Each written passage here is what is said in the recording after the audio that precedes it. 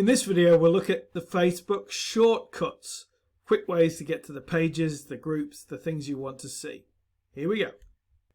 So here I am signed into my Facebook profile, and I can see here on the left hand side, shortcuts. And if I click edit, as it says, some of them are selected automatically. They're pre-selected based on how often you use them. But others you can actually pin to the top, like for example these ones. So if you've got really important ones you want to see regularly, like the free social media training group, they're pinned to the top. If I want to change any of these, I can click on it, say pin to the top, or if I don't actually want to see it, like this one for example, I can say hidden from shortcuts. And note that these shortcuts can also be visible on your mobile device from the Facebook app. Let's just have a look at the 2020 version of Facebook.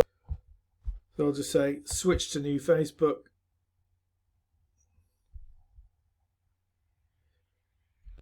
And in this view you can see the shortcuts again. You can click edit. And it pretty much works in exactly the same way. Obviously if you want to search for additional pages, you can do that, but they're taken from your games, your groups, your pages that you currently manage and own.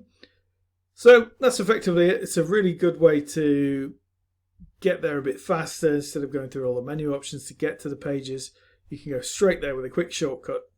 So that's it from me. I'm Paul from PR Wilson Media, your social media personal trainer. Cheers.